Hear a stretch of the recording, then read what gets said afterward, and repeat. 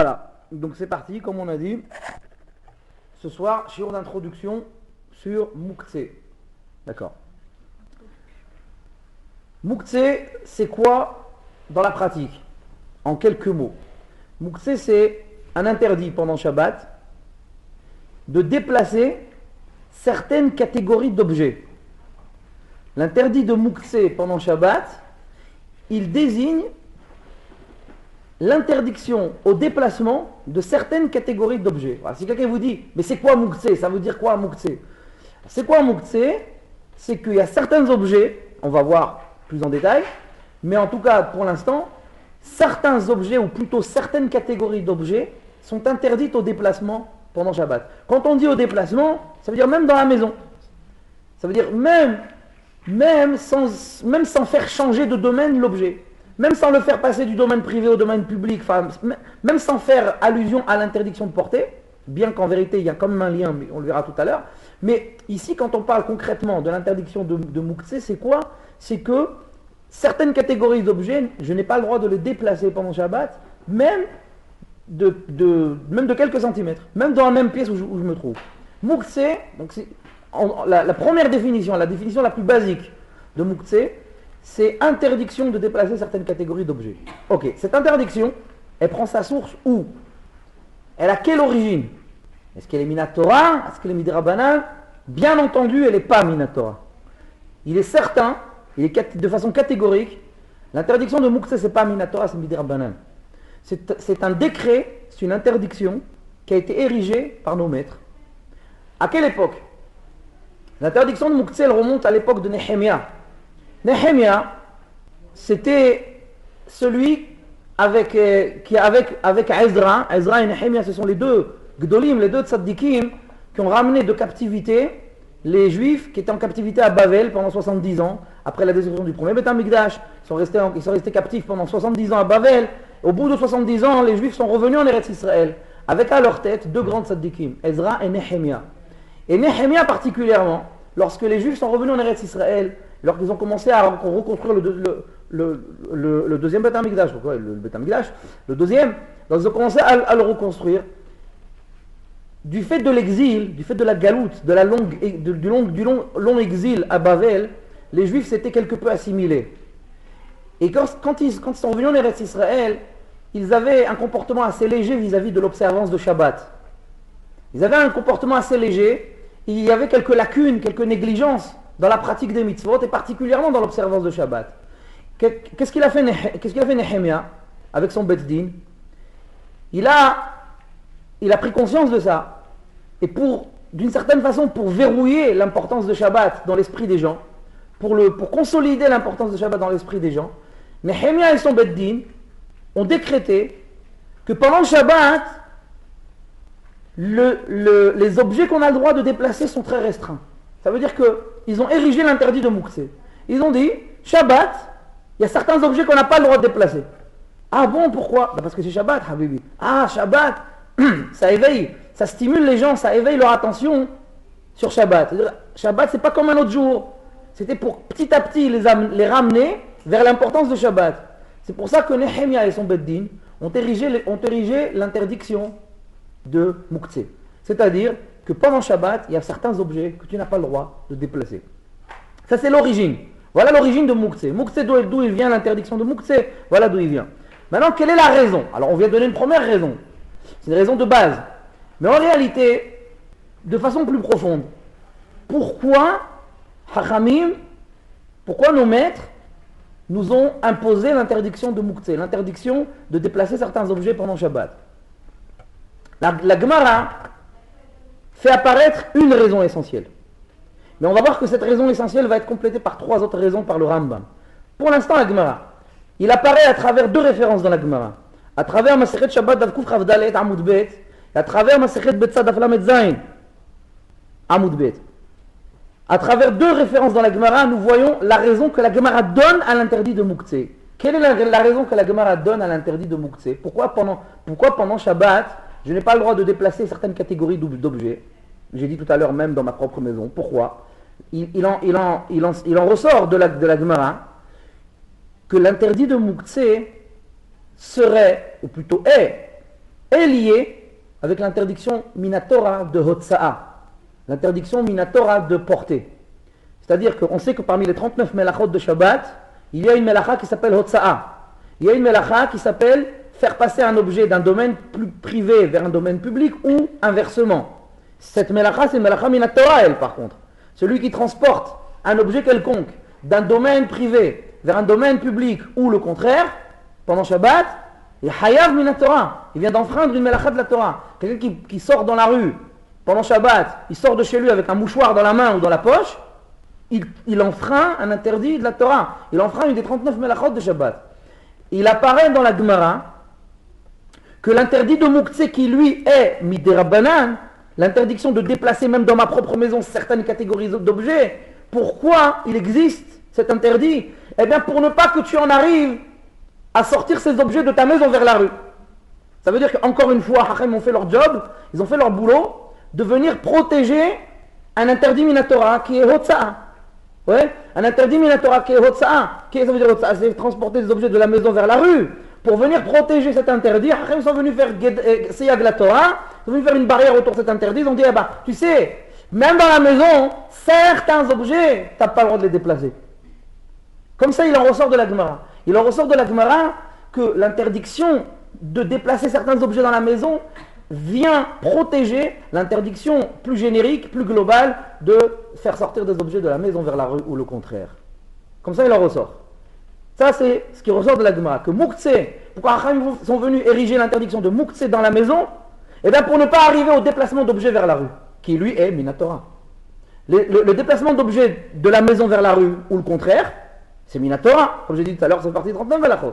Pour venir protéger cet interdit, pour venir faire en sorte que les gens n'en arrivent pas à cet interdit-là qui est Minatora, Hachamim sont venus ériger un interdit, Midrabanan, de Mouktsé, que même dans ta maison, certains objets, tu n'as pas le droit de déplacer.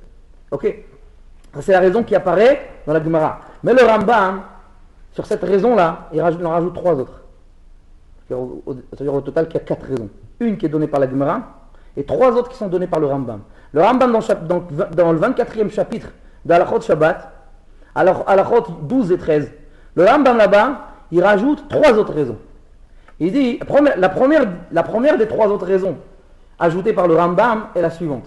Il dit comme ça, c'est marqué dans les Nevi'im, c'est marqué dans le Sefer Ishaya, un passouk que nous disons d'ailleurs tous les Shabbats matin lorsqu'on fait Kiddush.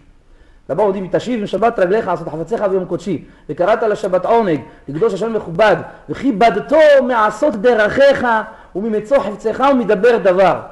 Là-bas c'est un passouk de Ishaya, Ishaya Chav Gimel, Chav Dalet pardon.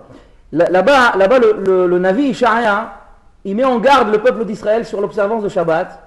Et il dit, tu dois honorer Shabbat de différentes façons. Il dit, tu dois l'honorer, tu dois l'honorer, de 3 façons, tu dois l'honorer. Ça veut dire, tu dois l'honorer par ta façon de marcher. Hachamim disent dans la Gemara sur ce passouk, il dit, Lo yeh hilluchach ve Shabbat, kehilluchach bechol. La Gemara dit, que ça veut dire ta façon de marcher? Ta façon de marcher pendant Shabbat doit être différente de ta façon de marcher pendant la semaine. La semaine on court. Ouais, le métro, boulot, dodo. Enfin, dodo on court pas trop, mais bon. Boulot, dodo, boulot, métro, ça on court. C'est-à-dire la semaine t'as rien le temps de faire. Tu cours. Shabbat c'est assourd de courir. Moi je sourd, c'est dans la Shulchan Aruch. Par contre, Shulchan Aruch Mefourash, c'est écrit noir sur blanc dans Shulchan Aruch, assour la route de Shabbat. C'est interdit de courir Shabbat. Quelqu'un qui court Shabbat fait un issour. Sauf l'idvar mitzvah. Sauf pour un objectif de mitzvah. Il court pour aller à la synagogue. Il court pour aller entendre le shiur de Torah. Oui, mitzvah de courir. Là, dans ce cas-là, non seulement c'est pas assour, c'est même mitzvah. Mais, si c'est pas pour un objectif de mitzvah, assour la route. C'est assour de courir Shabbat. Pourquoi? C'est quand tu cours. C'est la semaine que tu cours. Donc le prophète Ishaya a mis en garde Israël sur leur façon de marcher pendant Shabbat. Que la façon de marcher pendant Shabbat doit être différente de celle qui est pratiquée dans la semaine. Vient le Rambam, il dit, puisque la façon de marcher pendant Shabbat doit être différente de celle de la semaine, Kalvahomer, a fortiori, dit le Rambam, a fortiori, que mon choix d'objets à déplacer pendant Shabbat, ma sélection d'objets à déplacer pendant Shabbat doit être elle aussi différente des objets que je déplace la semaine. Si la semaine je déplace des ciseaux, des téléphones portables, des ceci, cela, Shabbat je dois sélectionner d'autres objets à déplacer. Cela je ne dois pas les déplacer. Ça veut dire, le Rambam apprend du Navi, le Rambam apprend de ce Navi, Ishaya, que si déjà il y a une exigence sur moi, que pendant Shabbat je dois modifier ma façon de marcher, alors a fortiori que pendant Shabbat je dois modifier les objets que je déplace. Ça veut dire, modifier, je ne modifie pas les objets, je modifie ma sélection d'objets. Ça veut dire que je dois déplacer pendant Shabbat des objets autres que ceux que je déplace la semaine. La semaine, donc on a bien compris, la semaine je déplace des objets, on va dire entre guillemets profanes, ouais. Shabbat, ces mêmes objets-là, je ne dois pas les déplacer. Ça, c'est que pour l'instant, c'est que des raisons comme ça, génériques dans Mouktsé. Après, on rentrera dans les détails, vers Hachem. Mais simplement, pour l'instant, c'est pour bien installer dans nos esprits l'interdit de Mouktsé. Donc ça, c'est la première raison que le Rambam il donne. Il dit, pourquoi il y a Mouktsé? Eh bien, pour faire une différence entre les objets que je déplace en jour de semaine et les objets que je déplace en jour de Shabbat. Donc c'est pour ça que Hachem sont venus pendant Shabbat et me dire, tu sais, il y a certains objets que tu n'as pas le droit de déplacer aujourd'hui Shabbat. Pourquoi? Pour faire une différence. Comme ça, tu modifies ta manipulation d'objets, tu la modifies de Shabbat à la semaine, de la semaine à Shabbat. Deuxième raison que donne le Rambam, il dit, il y a des objets, il y a kelim shemelachtam le isur, il y a des objets dont la vocation, dont l'utilisation principale constitue un interdit pendant Shabbat. Par exemple, un stylo. La vocation première d'un stylo, c'est écrire. La vocation deuxième d'un stylo, c'est se gratter l'oreille. Bon, d'accord? Mais la vocation première d'un stylo, c'est écrire. Écrire, c'est une des 39 melachot de Shabbat. Ok? Écrire, c'est une des 39 melachot de Shabbat. Kotev. À Kotev, Hayav. Ouais? Kotev, c'est écrire, c'est un d'oraïta. Ouais? Alors, la vocation première d'un stylo, c'est écrire. Dit le Rambam, puisque la vocation première d'un stylo, c'est écrire, Hachamim ont eu peur que si on te laisse manipuler, pas écrire, mais rien que manipuler, déplacer un stylo, comme ça, comme ça tu déplaces un stylo, peut-être tu vas arriver à écrire. C'est pour ça qu'ils ont érigé l'interdiction de Mouktsé. Mouktsé, ça veut dire, même le déplacer, tu ne peux pas. La Torah, elle t'a interdit d'écrire avec le stylo. Elle t'a pas interdit de le déplacer. Nous, Hachamim, on vient, on te dit, même le déplacer, tu ne peux pas. Il est ici, tu ne peux pas le mettre là-bas. Assour. Pourquoi? Pourquoi? Mais je ne vais pas écrire. Parce que peut-être tu vas écrire avec, on ne sait pas. Voilà, comme ça dit le Rambam, il dit que, voilà la deuxième raison d'après lui, donc ça nous en fait 3 pour nous, avec celle de la Gemara, mais en tout cas le Rambam donne cette deuxième raison pour dire, parmi les objets divers que nous possédons, il y a certains objets qui ont une vocation qui est interdite par la Torah pendant Shabbat, une utilisation principale qui est interdite par la Torah pendant Shabbat, de peur que tu vas utiliser ces objets-là dans leur utilisation principale qui est interdite pendant Shabbat, alors on t'interdit aussi de les déplacer. C'est le Rambam. Deuxième raison qu'il donne. Et enfin, troisième raison. Troisième raison qu'il donne le Rambam, il dit, dans la société, dans le peuple, il dit, il y a une partie des gens et une certaine catégorie d'individus qui ne travaillent pas. C'est très intéressant ce qu'il dit le Rambam ici. Le Rambam, il vivait au XIIIe siècle, le Rambam. Il vivait au Moyen-Âge. Il dit, il y a une partie des individus qui ne travaillent pas. Ils n'ont pas de travail. Ils ne font rien, ils glandent du matin au soir. Il y a des gens, ils ne font rien. C'est marrant, ça veut dire que c'est un phénomène de notre société mais qui existait déjà à l'époque du Rambam. Le Rambam, il dit, une catégorie d'individus qui ne travaillent pas, qui ne font rien, et la semaine et Shabbat. Ouais, ils ne font rien. C'est Shabbat toute la semaine pour eux. Ouais, 7 jours Shabbat, 10 jours, 7 jours. Ils ne font rien toute la semaine, ils ne font rien du tout. Et alors, il dit, chez ces gens-là, si tu ne viens pas leur ajouter quelque chose pendant Shabbat, il n'y aura strictement aucune différence entre leur inaction, leur inactivité pendant la semaine et leur inactivité pendant Shabbat. Et alors, la Torah a dit, les ma'an yanouah. Les ma'an yanouah, la Torah elle a dit sur Shabbat. La Torah elle a dit que la Torah a parlé d'une certaine menouha, d'une certaine forme. On ne va pas rentrer maintenant aujourd'hui dans les détails de qu'est-ce que c'est la menouha de Shabbat, le repos. La Torah elle a parlé de repos pendant Shabbat. Ouais. Bon, maintenant vous allez me dire, il y a différentes formes de repos. On ne va pas rentrer là-dedans, c'est un cours de philo, laissez tomber, c'est pas ma cam. Mais bon, simplement, la Torah elle a quand même, ça apparaît de façon explicite dans la Torah, la notion de menouha. Menouha de Shabbat. Ouais. Celui-là, il glande toute la semaine. Il fait rien toute la semaine. Toute la semaine, il fait Shabbat Menoucha. Shabbat aussi, Shabbat Menoucha. Alors quelle différence y a-t-il chez cet individu-là? Quelle différence y a-t-il entre la semaine et Shabbat? Rien du tout. Viennent Hachamim, ils disent non, il y a une différence. Mouktsé. C'est que Shabbat, on va imposer aux gens qu'il y a certaines catégories d'objets qu'ils n'ont pas le droit de déplacer. Ça veut dire, Habibi, toute la semaine tu fais rien, Shabbat tu fais rien. Donc kiff. Mais Shabbat, comment tu vas reconnaître que c'est Shabbat? Comment tu vas être marqué? Comment ta personnalité elle va être marquée par Shabbat? Quelque part, comment tu vas prendre conscience que c'est Shabbat? Ben, quand on va t'interdire de déplacer ton stylo, ton téléphone portable, ta boîte d'allumettes, ton briquet, tes cigarettes, etc. Ceci, cela. Interdit de les déplacer. Ils sont là, tu vas le mettre.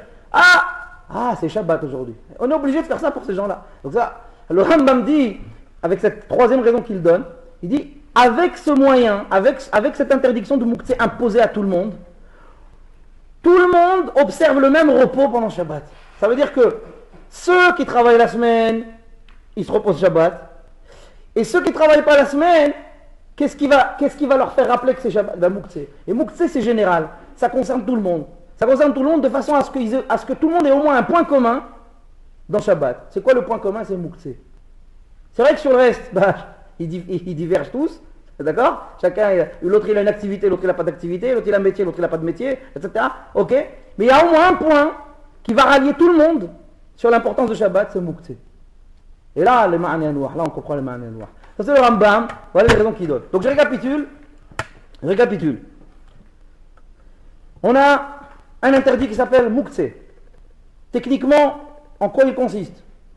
Mouktsé définit une restriction au déplacement de certaines catégories d'objets. Cet interdit, quelle source il a? C'est Midei Rabbanan, comme il a Torah. C'est un interdit érigé par le Hachamim, il remonte très loin, il remonte à l'époque de Nehemia. Ok. Troisièmement, quelle est la raison de cet interdit? La raison de cet interdit, il y a une raison dans la Gemara, trois dans le Rambam. La raison dans la Gemara, c'est quoi? C'est Hotsa'a. Pourquoi les Hachamim sont venus ériger l'interdiction de Mouktsé?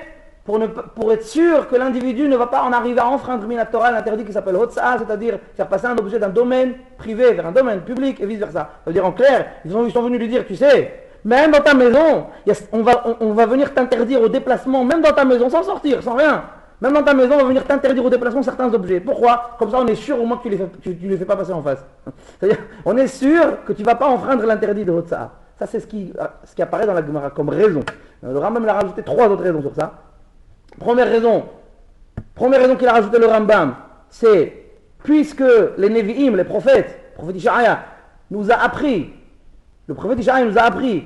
que ma façon de marcher pendant Shabbat doit être différente de celle que j'ai dans la semaine, a fortiori que ma sélection d'objets que je manipule pendant Shabbat doit être différente de ma sélection d'objets que je manipule dans la semaine. Ouais. Deuxième raison, il a dit parce qu'il existe des objets dont l'utilisation première constitue un interdit minatora pendant Shabbat. J'ai donné l'exemple du stylo. Ouais. La vocation première d'un stylo, c'est je gratte le nez. Non, d'écrire. Ouais. D'écrire, et comme écrire c'est un interdit minatora pendant Shabbat, donc de peur que tu vas écrire, on dit, ok. Troisième raison qu'il donne le Rambam, il dit parmi la société juive, il y a des glandeurs. Ouais.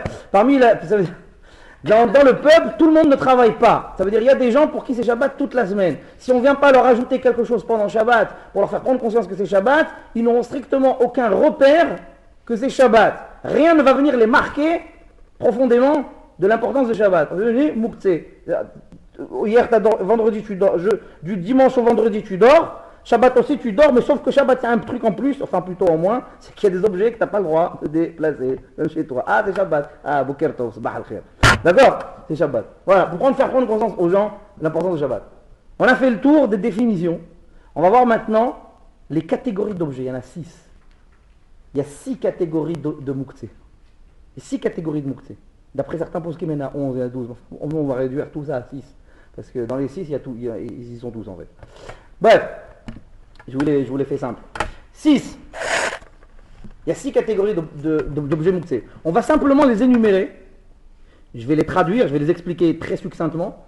Mais on ne va pas rentrer dans les détails de chaque catégorie. Ça, on consacrera dans HM un chiour pour chaque catégorie. Ok, déjà 6 chiours. D'accord? Donc on s'agrave à Hachem un shiur par catégorie au niveau des halachot. Pour l'instant, on va se contenter juste de les citer. On va citer les catégories, on va les expliquer très brièvement. Première catégorie de muktzeh. Première catégorie de muktzeh, d'objets muktzeh. C'est la catégorie qui s'appelle muktzeh, bon, muktzeh évidemment, mehamat hisron kis. Mehamat veut dire à cause de, hisron kis, préciosité, dépense d'argent, ça coûte de l'oseille. J'explique. Ça désigne une catégorie d'objets, je vais donner des exemples concrets. Mehamat hisron kis. Ça désigne certaines catégories d'objets dont je vais donner certains exemples. Ce sont des objets qui sont précieux pour moi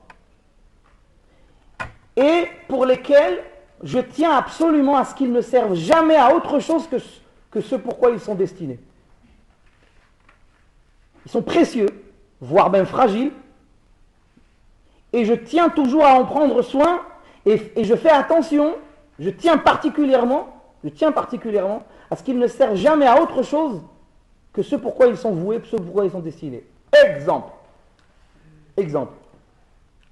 Vous avez déjà un exemple à proposer? Vas-y. Pour la Mila. Non, celui-là fait partie d'une autre catégorie. C'est Muktzeh aussi, mais c'est Klish Menachol Iso. Alors regardez, les exemples de Muktzeh Mohamed Hisron Kis. Je vais vous donner des exemples, vous allez sauter sur vos chaises. Peut-être pas toutes, mais bon, certaines. Regardez. Une lettre. J'ai écrit une lettre vendredi après-midi à mon copain. Ouais. J'ai écrit une lettre vendredi après-midi et Shabbat était proche, j'ai pas eu le temps d'aller à la poste, j'ai pas eu le temps de la poster. Shabbat est rentré, j'ai pas eu le temps de la poster. Cette lettre, elle est finie, datée, signée, elle est finie. Dis-moi, cette lettre, il te viendrait à l'esprit de l'utiliser pour écrire tes courses de l'oricache? Jamais de la vie, parce que tu l'as écrite, elle est finie, c'est pas un brouillon, c'est la version définitive de ta lettre. Cette lettre, elle a une certaine valeur à ton esprit. Tu tiens à ce qu'elle soit envoyée, cette lettre. Tu tiens à ce qu'elle soit postée, cette lettre. Ouais. Tu tiens à ce qu'elle soit postée. Donc tu vas la mettre à l'abri, tu vas la mettre dans un coin, de façon sûre, que personne ne va aller l'utiliser, la froisser, l'abîmer, écrire quelque chose dessus. Cette lettre-là, elle prend maintenant une certaine valeur matérielle. Valeur matérielle, ici on parle. Elle prend une certaine valeur matérielle à tes yeux. Tu tiens absolument à ce qu'elle soit postée, tu tiens absolument à ce qu'elle soit envoyée à son destinataire. De ce fait, elle prend le statut de Muktzeh Mohamed Hisron Kis.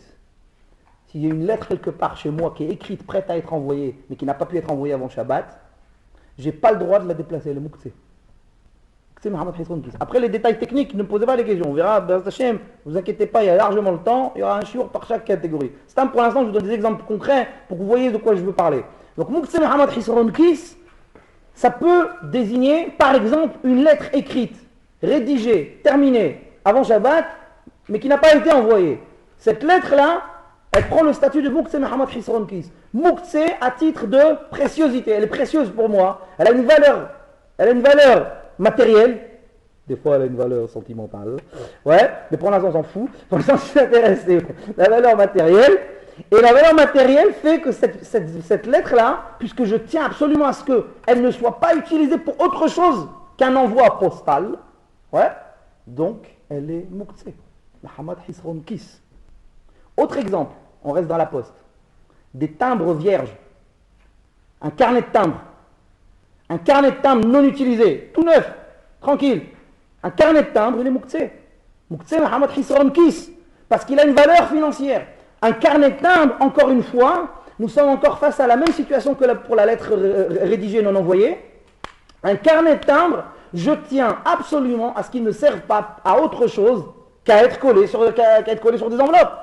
Le carnet de timbres, je fais attention. Je ne vais pas m'en servir comme marque-page. Le timbre en lui-même, un timbre, je ne vais pas m'en servir comme marque-page, il est vierge. Je peux l'abîmer avec les dents, avec la tchabeba qui est dessus là. Ouais, s'il est abîmé ou quoi que ce soit, il n'a aucune valeur. C'est fini. Ça veut dire que le timbre, il a une valeur particulière pour moi. S'il a une valeur particulière, je tiens à ce qu'il ne soit pas utilisé pour autre chose, pour ce pourquoi il est destiné. C'est Muktzeh Mohamed Hisron Kis. C'est ça la définition de Muktzeh Mohamed Hisron Kis. D'autres exemples, regardez. Des papiers d'identité. Un passeport. Une carte d'identité. Un permis de conduire. Des documents de ce genre sont Muqtse Muhammad Hisron Kis pendant Shabbat.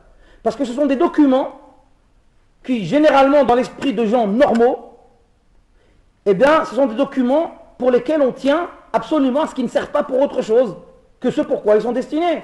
Ça veut dire un passeport, généralement, même s'il y a plein de pages, on ne sait jamais à quoi elles servent d'ailleurs, mais généralement un passeport, je ne vais pas marquer là-bas mes courses pour le ricash, encore une fois. Ouais.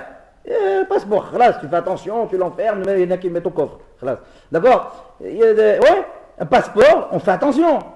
Tu fais attention, tu veux même pas ton visage une seconde qui serve à autre chose qu'à voyager. Ouais. Ta carte d'identité, c'est pareil pour ceux qui n'ont pas de passeport aujourd'hui dans la CEE. Ouais. La carte d'identité, c'est pareil, on fait attention de ne pas la perdre, on fait attention de ne pas l'abîmer, pas. Donc c'est Mohamed Hisron Kis. Permis de conduire, pareil, ok. Très bien. Bon, vous avez compris quoi. Des chèques, un chéquier. Alors attention, un chéquier plein, pas un chéquier vide. Si un chéquier vide, il n'a aucune valeur. Un chéquier où il n'y a plus de chèque, je m'en fiche. Même si je le perds, les souches, tout ça, ça se retrouve. C'est pas un problème. Je appelle ma banque, ils m'envoient un relevé, terminé. Ici, on parle d'un chéquier plein. Un chéquier où il y a encore des chèques. Même ne serait-ce qu'un seul chèque. Ouais. Un seul chèque même. Oubliez le chéquier, il n'y a pas de chéquier. Un chèque, voilà. Un chèque blanc. Un chèque en blanc, et en plus, il n'est même pas signé et tout. Bon, un chèque, généralement, on s'en sert pas pour se gratter l'oreille, un chèque. Ouais. Généralement, un chèque, on fait attention. On fait attention de ne pas l'abîmer, on fait attention de ne pas le perdre, on fait attention qu'il ne soit pas utilisé pour autre chose. Encore une fois, on a toujours la même exigence. Si c'est un objet pour lequel on a toujours cette même exigence, c'est-à-dire qu'il ne sert pas pour autre chose que ce pourquoi il est destiné, et donc côté précieux, etc., tous ces aspects qu'on a définis, Muqtse Muhammad Hisron Kis. Donc un chèque ou des chèques, ou un chéquier, mais alors cette fois-ci avec des chèques dedans, parce que la différence c'est quoi? C'est qu'un chéquier vide, il n'est pas Muqtse. Un chéquier vide, stam les souches, juste les souches, comme ça. Il n'y a rien, stam les souches, même si tu le jettes, c'est pareil. Il n'y a pas de... Il n'y a rien du tout, c'est pas Muqtse. Mais s'il y a des chèques, oui, il est Muqtse. Et les chèques en eux-mêmes, de façon indépendante, sont aussi Muqtse. Muqtse quoi? Toujours cette catégorie, Muqtse Muhammad Hisron Kis. Pour l'instant, j'énumère juste des exemples de la première catégorie. Ok, vous avez compris ou vous voulez encore d'autres exemples pour cette catégorie-là? Pratique, non. C'est une question pratique, non. Question de définition, je veux bien. Question pratique, non. D'accord, la semaine prochaine. Alors, juste un que j'aime bien. Il y en a un que j'aime bien, vous savez pourquoi? C'est un piège. Toujours dans cette catégorie, hein. Toujours la catégorie numéro 1. Il y a un exemple que j'aime bien. Des disques, des CD. Ouais, cassettes, quoi, c'est pareil. Aujourd'hui, la cassette n'existe plus. Mais bon, CD. Aujourd'hui, on est moderne. Avant, on avait les vinyles, remarquez, les 33 tours. J'ai connu quand j'étais petit, mais bon. Alors, c'est pareil. Les CD, les disques. Un disque pendant Shabbat, il est Muqtse. Ah, vous allez me dire, ah ben oui, c'est évident. Ah ben non, c'est pas évident. Parce qu'il est Muqtse à quel titre? Il est Muqtse de notre catégorie numéro 1. Muqtse Muhammad Hisron Kis. Pourquoi? Parce que généralement un CD, t'en prends soin. Sauf ceux de Pitou, laisse tomber. Mais bon, généralement un CD, t'en prends soin, tu fais attention. Tu fais attention. Généralement un CD, c'est d'abord en plus c'est fragile, tu fais attention que ça ne traîne pas, la poussière et compagnie, machin. Ouais, tu fais attention à ce que ce ne soit pas utilisé pour autre chose que pour être mis sur une platine et que tu écoutes la musique. Ouais. Généralement tu fais attention à ça. Donc vous voyez qu'on a encore cette exigence. On a encore cette exigence de je ne veux pas qu'il serve à autre chose que ce pourquoi il est destiné. Muqtse Muhammad Hisron Kis. Hisron. Avec un samer. Avec un nun sofit. Hisron Kis. D'accord? Ok, c'est bon. Première catégorie, on a vu les exemples. Deuxième catégorie de Muqtse. Rappelez-vous, il y en a 6. Hein. Deuxième catégorie de Muqtse. Alors là, on va revenir à ce que nous a dit Mademoiselle Mazet. Kelish melachto le issour. Kelish melachto le issour. C'est quoi Kelish melachto le issour? Traduction anglaise. Objet dont l'utilisation principale constitue un interdit. J'en ai parlé tout à l'heure dans mon intro avec le Rambam. Objet, donc je répète, Kelish melachto le issour, c'est objet dont l'utilisation principale, fondamentale, c'est constitue une melacha, constitue un interdit de la Torah. Exemple, j'ai donné l'exemple standard, le stylo. Le stylo, c'est l'exemple top des tops qui illustre cette catégorie numéro 2. Parce que le stylo, comme j'ai dit tout à l'heure déjà avec le Rambam, et je vais reprendre votre exemple, le stylo a pour utilisation principale l'écriture. Or, l'écriture constitue un interdit explicite dans la Torah, des 39 melachot de Shabbat. Donc, kilish melachto le issour. Donc ça désigne donc évidemment le stylo, ça désigne par exemple des allumettes, ça désigne ce qu'elle a dit tout à l'heure, mademoiselle Mazé. Elle a dit quoi? Sakin shel mila, Ismail shel mila pour être plus précis. C'est quoi Ismail shel mila? Ismail shel mila, c'est l'espèce de bistouri du mohel. Le mohel, celui qui pratique la circoncision, la mila, il a une lame, petite lame, pour pratiquer la mila. Alors, 2 points à la ligne. Laissez-moi 4 petites minutes pour vous expliquer. La mila, normalement, ce serait interdit pendant Shabbat de la faire. Attendez, j'ai dit normalement. Pourquoi? Parce que pratiquer une incision pendant Shabbat, ça fait aussi partie des 39 melachot. D'accord? Ça fait aussi partie des 39 melachot de la Torah. Normalement, ce serait interdit. Qu'est-ce qui fait qu'on pratique quand même la mila pendant Shabbat? Il y a un enfant qui a 8 jours, jour de Shabbat, on fait la brit mila. Vous êtes d'accord avec moi? Comment se fait-il qu'on pratique la mila? La mila, ça fait partie des 39 melachot. On devrait repousser à dimanche. Quand on pratique Shabbat, un enfant qui a 8 jours Shabbat, la mila c'est Shabbat. Comment se fait-il? C'est contradictoire. L'explication est la suivante. On a un principe dans toute la Torah. Principe général. Assez, dohe, lo, ta'ase. Une mitzvah positive de la Torah repousse toujours une mitzvah négative de la Torah. On repousse toujours un interdit de la Torah. C'est-à-dire que quand simultanément, si on est confronté à une situation dans laquelle se présente de façon simultanée l'accomplissement d'un commandement positif, un assez, et ne pas enfreindre un lot ta'ase, mais ils sont là tous les deux. Exemple, c'est Shabbat, je dois pratiquer la mila sur mon enfant qui a 8 jours aujourd'hui, donc ça c'est assez, ça c'est le commandement positif, 8 jours, la Torah a dit 8 jours, elle n'a pas précisé. Et simultanément, c'est Shabbat aujourd'hui et je ne dois pas pratiquer une incision, c'est parti 39 melachot. Comment je fais? Assez, dohe le ta'ase. Le assez de la mila, le commandement positif de la mila, repousse le commandement négatif de pratiquer une incision pendant Shabbat. C'est pour ça qu'on fait la mila pendant Shabbat, quand il a 8 jours.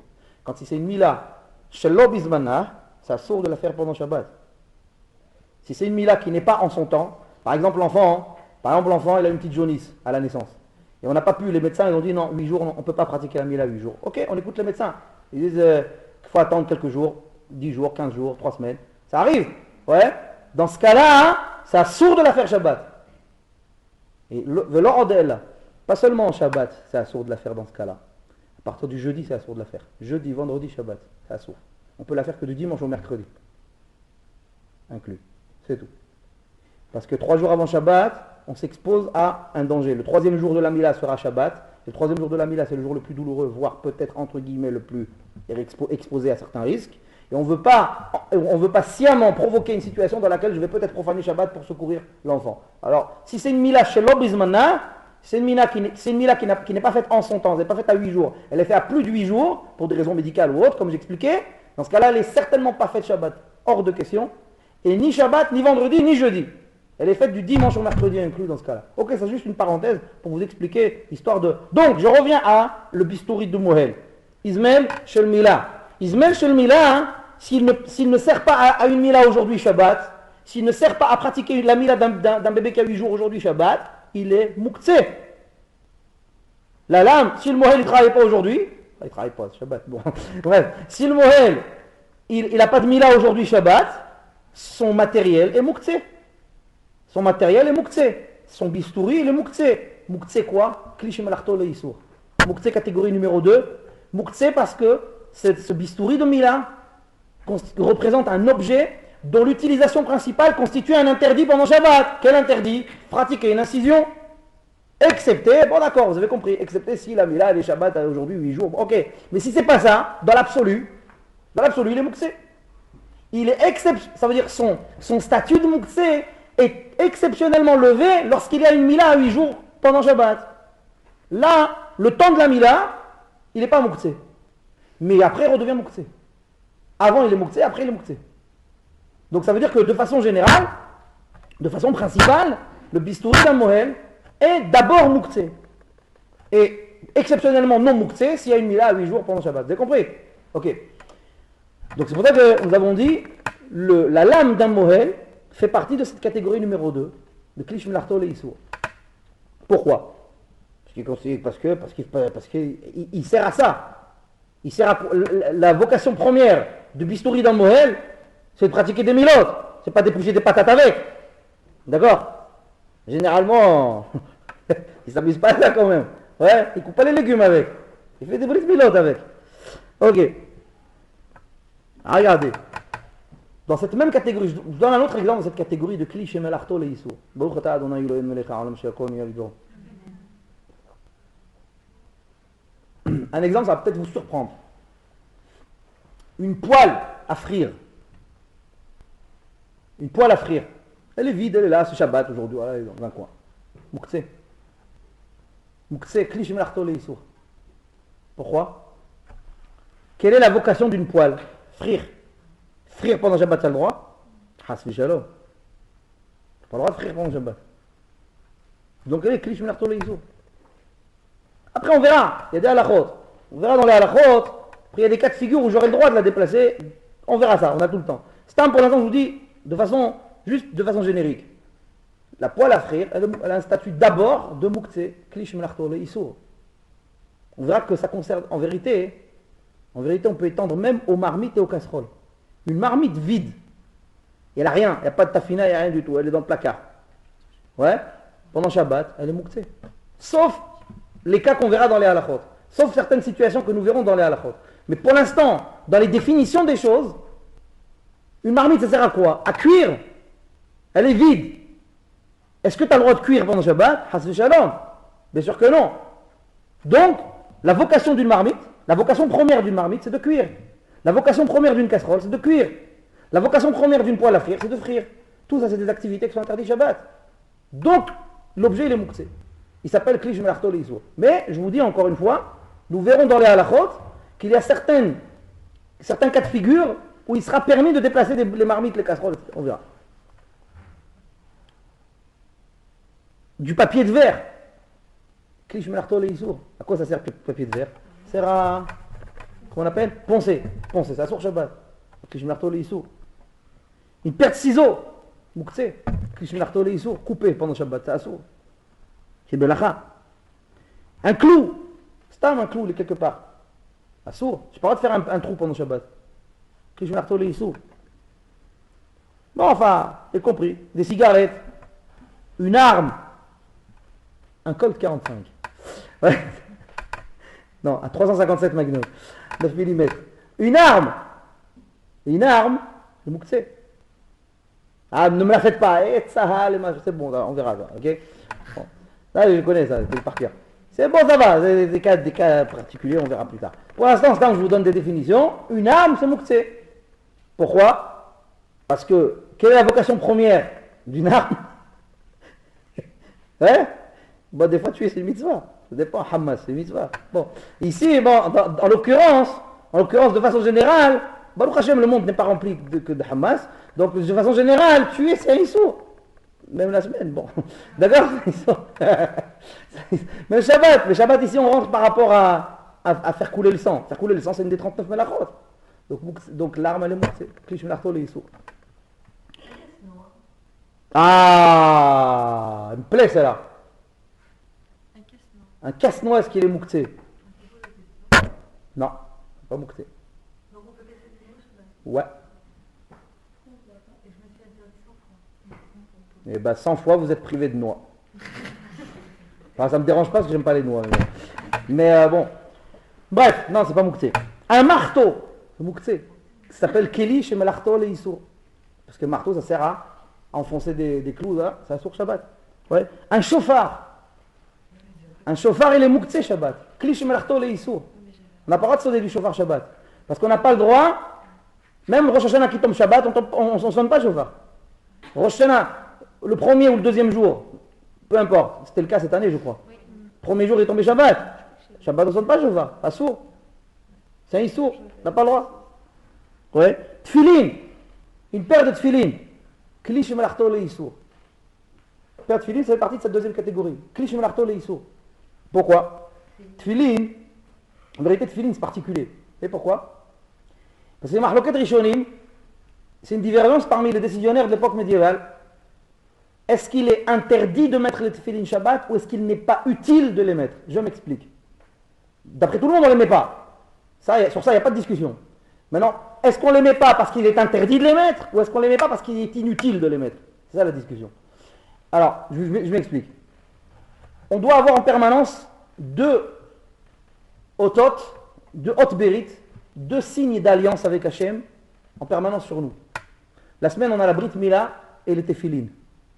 Shabbat, les Tefillin servent un peu à rien. Pourquoi? Parce qu'il y a toujours la Brit Mila, mais Shabbat aussi, c'est un signe d'alliance avec Hachem.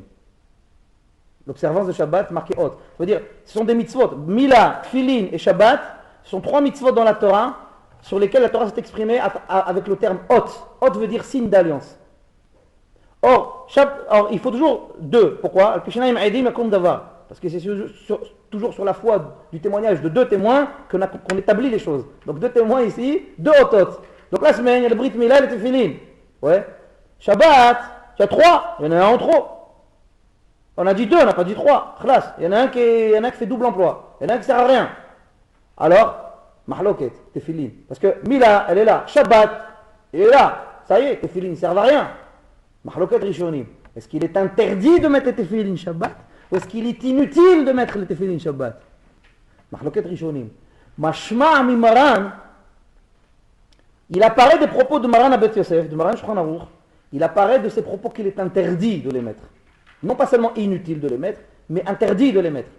Donc s'il est interdit de mettre les Tefillin, donc les Tefillin représentent Keli, Shemelachto, le Issour. S'il est interdit de mettre les Tefillin, donc les Tefillin représentent un objet dont l'utilisation principale représente un interdit, puisque je viens de dire, il est interdit de les mettre. Si tu t'exprimes dans ces termes, il est interdit de les mettre, donc le Tefillin, c'est Kli Shemelachto, le Issour, c'est comme un stylo. Le Tefillin, c'est Kli Shemelachto, le Issour.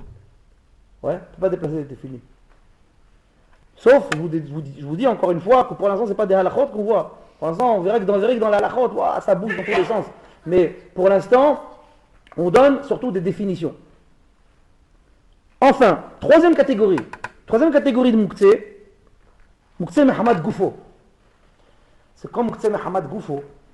Moukhtse à cause de son entité physique. Qu'est-ce que ça veut dire? Ici, on parle de choses qui n'ont pas le statut d'objet. Ce sont des entités physiques, des éléments physiques qui existent. Ce n'est pas du surnaturel, ce n'est pas des ovnis, c'est des objets qui sont là, mais s'ils n'ont pas le statut d'objet. S'ils n'ont pas le statut d'objet, c'est Moukhtse Mohamed Goufo. Ils n'ont pas le statut d'objet, ils sont Moukhtse à cause de leur entité physique qui ne constitue pas un objet. Je vais donner des exemples. Des pierres, des cailloux, du sable, de la terre. Tout ça c'est Moukhtse, pas le droit de déplacer pendant le Shabbat. Je ne peux pas déplacer de la terre ou du sable pendant le Shabbat. Ouais. Ah, vous allez me dire, et quand je marche dans le sable de la plage de Ashdod, ça va, tu marches, c'est bon, t'as pas dit que tu les prends dans tes mains, c'est bon, c'est ça qui est interdit. Tu marches. Mais Stam, je vous dis ici, déplacer, maman, je déplaçais avec les mains, assour. Déplacer du sable avec les mains, vous savez, des cailloux, des pierres, des trucs, assour. Ça peut Moukhtse Mohamed Goufo, font partie de cette catégorie numéro 3. Pour ça que une plante, est-ce qu'elle est Moukhtse? Est-ce que Moukhtse est une plante? Pourquoi le Moukhtse la plante? Alash miskena al-mukhbona. Un chien, c'est Attends, j'arrive le chien, j'arrive. Pourquoi une plante elle est Moukhtse? si vous considérez que la terre, c'est interdit. Donc La terre et la plante, ça n'a rien à voir. Ça n'a rien à voir, la plante. Une plante, c'est pas Moukhtse. Pourquoi c'est pas Moukhtse une plante? Ça sert à décorer. Ça sert à embellir une maison. Tout ce qui est esthétique, c'est pas Moukhtse. Tout ce qui est pour l'esthétique, des fleurs, c'est pas Moukhtse. Des fleurs, c'est pas Moukhtse. Une plante, c'est pas Moukhtse. Parce que ça sert à embellir. Je reviens à ce que je disais. Dans notre troisième catégorie, donc on a en fait des entités physiques qui, du fait qu'elles n'ont pas le statut d'objet, sont Moukhtse. Elles s'appellent comment? Moukhtse Mohamed Goufo. Ouais, Moukhtse Mohamed Goufo. J'ai donné l'exemple de pierre, de cailloux, de sable. Il y a un autre exemple. De la poudre alimentaire qui n'est pas consommable dans l'état où elle est. Imaginez-vous, des soupes en poudre. des soupes en poudre pendant Shabbat, j'ai le droit de les déplacer? Hasbu shalom. J'ai pas le droit. Sauf si c'est des trucs genre instantanés, je parle pas de ça. Hein. Je parle des poudres, vous savez, des azman. C'était pas des instantanés. C'était des poudres, il fallait les mettre dans la casserole, il fallait les faire bouillir pendant 10 piges et tout. C'était vraiment une vraie cuisson. C'était pas de l'instantané. C'est pas de l'instantané. Des poudres à parce que l'instantané, c'est permis pendant Shabbat. J'ai le droit de faire une soupe instantanée pendant Shabbat. Je fais kli, kli, revi'i, kli, asiri, je m'en fous. Ouais. J'ai le droit de faire. L'instantané, on ne parle pas d'instantané ici. On parle de poudre alimentaire qui nécessite une réelle cuisson pour être mangeable. Or, cuisson Shabbat, je ne parle pas comment tu faire une vraie cuisson, c'est sourd. Ouais. Donc, dans l'état où elle n'est pas consommable, parce qu'il faut réellement la cuire. Donc, encore une fois, j'exclus l'instantané. Ouais. Il faut réellement la cuire. Et donc comment tu vas la cuire Shabbat? Assour. Mouktsé Mohamed Goufo. Autre exemple, de la farine. La farine, c'est Mouktsé Mohamed Goufo. Un paquet de farine, je pourrais le déplacer pendant Shabbat. Mouktsé Mohamed Goufo. Qu'est-ce que tu vas faire avec la farine pendant Shabbat? Tu peux faire quelque chose? Ouais, qu'est-ce que tu vas faire? Tu vas la mettre sur la belle-mère. Qu'est-ce que tu vas mettre? Qu'est-ce que tu vas faire avec? Tu peux rien faire. Ouais? Tu peux pas faire. Qu'est-ce que tu vas faire? Tu peux manger, c'est même pas mangeable. Pétrir du pain, hasbe shalom. Pourquoi pétrir du pain Shabbat? Assour. Mouktsé Mohamed Goufo. C'est une entité physique qui n'a pas un statut d'objet.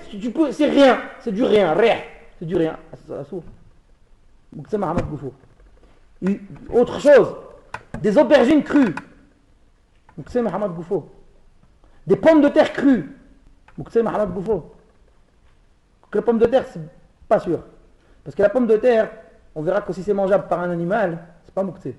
Et je crois que certains animaux consomment les pommes de terre crues. Ça, c'est à vérifier. Bah, avant, on va dire. Les aubergines crues, par contre, je suis certain. Les aubergines crues, personne ne la mange. Personne ne la mange. Même pas ni l'homme ni l'animal. D'accord? Quelque chose comme ça, faire attention, c'est Mohamed Goufo. Parce que c'est pas mangeable, donc c'est pas de la nourriture. En l'état où c'est pas de la nourriture. Et c'est pas un objet. Donc c'est Mohamed Goufo. Et c'est ça la définition de cette catégorie numéro 3.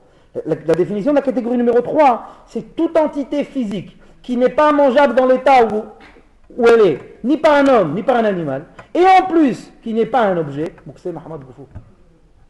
D'accord?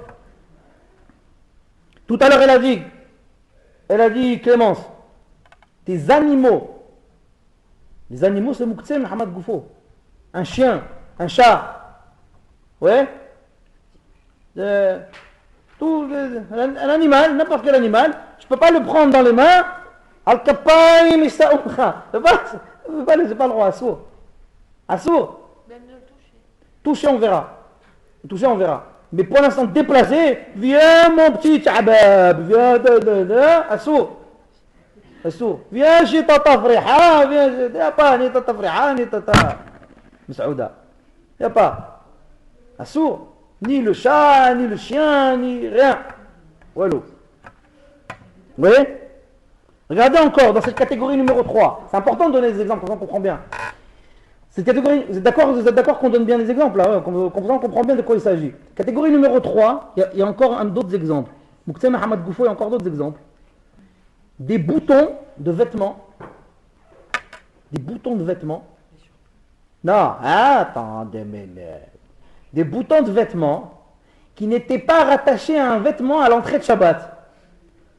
Ils étaient dans la boîte de ma grand-mère. Ouais. Vous savez, les grand-mères, ont des boîtes, ils mettent des boutons dedans. Je me rappelle ça quand j'étais petit. Ouais. Alors, les boutons là, genre, on dirait les grand-mères, elles envisageaient toujours que vous allez perdre un bouton. Alors, elles préparaient toujours des boîtes avec des boutons de toutes les couleurs. Et dans tous les styles, ils avaient tout prévu, le jean, la veste, tout ils gardaient là-bas. Ces boutons-là, ils sont Mouktsé Shabbat. Parce qu'ils s'appellent Mouktsé Mohamed Goufo. Pourquoi? Parce que dans l'état où ils sont, c'est pas des objets, ils servent à rien, on peut rien faire avec. Ouais, on peut rien faire avec. C'est pas mangeable, c'est pas de la nourriture. Même un chien, il mange pas ça. Allez donner ça à un chien, vous allez voir la tronche qu'il va vous faire. Ouais. Personne ne mange ça, ni un homme, ni un animal. C'est pas un objet. Pourquoi c'est pas un objet? Parce que un bouton sans un vêtement, ça ira quoi? En vérité, s'il y a une vocation. Quand j'étais petit, je me rappelle, j'étais allé chez Shiva, bravo, on était des stars. Le matin, on avait, pendant la tefila du matin, pendant la semaine, les jours de semaine, le type il passait comme ça avec la tzedaka. Comme ça. Et des fois, au lieu de mettre des pièces, regardez des boutons. C'est comme ça, vous faisait. Hop, tac, mettez les boutons. Ça sert, vous voyez, une vocation, ça sert à rouler les autres. Bon, c'est pas grave. Bref. Non, Stam, je vous dis, des boutons qui n'étaient pas rattachés à un vêtement lorsque Shabbat est rentré. Vous allez voir pourquoi je précise ça. Dans quelques instants, vous allez voir pourquoi. Des boutons qui n'étaient pas rattachés à un vêtement lorsque Shabbat est rentré sont Mouktsé, Mehamad, Goufo pendant Shabbat. Interdit au déplacement. Pourquoi je précise qu'ils n'étaient pas rattachés? Parce que s'ils étaient rattachés, ils étaient cousus. Et pendant Shabbat matin, j'ai horreur de ça en plus, il est parti. Il tombe, il se découle. Il tombe par terre. Mahaddin. Il est Mouktsé ou il n'est pas Mouktsé? Celui-là, il était rattaché, celui-là. Hein. Tout vendredi soir, il est resté tranquille. Bien à sa place. Shabbat matin, Mzrob, il est parti. Il est Mouktsé ou pas Mouktsé? Mais alors, à l'entrée de Shabbat, il avait un statut d'homme, il était rattaché au vêtement, donc il faisait partie du vêtement. Donc ça veut dire qu'il faisait partie de quelque chose qui est un objet. Un vêtement, c'est un objet, un vêtement, c'est un kéli, un vêtement. Oui, oui. Il n'est pas mouxé. Par quoi? Parce qu'il était rattaché avant Shabbat et que c'était c'est ça, voilà. Voilà, en fait, c'est ça la réponse. C'est que à l'entrée de Shabbat, tout Mouktsé, en fait, tout le domaine du Mouktsé est lié avec l'entrée de Shabbat. Quel était l'état de l'objet qu'on cherche à analyser s'il est Mouktsé ou pas maintenant? Quel était son état, quel était son statut, quelle était son identité à l'entrée de Shabbat? Ouais. Étant donné que ce bouton, à l'entrée de Shabbat, faisait partie du vêtement, donc il était et le vêtement lui-même, il n'a certainement pas un statut de Mouktsé, donc le bouton non plus. Et même si le bouton, par accident, pendant Shabbat, il se détache, il garde son statut d'origine, c'est-à-dire de non-Mouktsé. Donc un bouton, là je vous donne une halakha, je vous ai fait cadeau quand même d'une halakha quand même. J'avais dit que vous ne voyez pas d'halakha ce soir, mais bon. Alors je vais cadeau quand même d'une halakha, ça c'est du pratique. Un bouton qui se détache pendant le Shabbat d'un vêtement, il n'est pas Mouktsé. Vous pouvez le prendre, le mettre dans un coin, pour que samedi soir ou dimanche, vous le recousiez. Ouais, ok. Ah, dans la rue, vous êtes mal barré. Dans la rue, il va falloir renoncer au bouton. Parce qu'à mon avis, il est perdu là. Mais bon, là je parle dans une maison, dans un truc, à la synagogue, je sais pas, n'importe où. S'il tombe de votre vêtement, vous pouvez le prendre, le mettre dans un coin jusqu'à après Shabbat. Donc vous pouvez le déplacer, vous pouvez le prendre, là, hop, le mettre sur l'étagère, ou n'importe où. Il n'y a aucun problème, il n'est pas Mouktsé. Pourquoi? Parce qu'à l'entrée de Shabbat, il était sur le vêtement. Ok.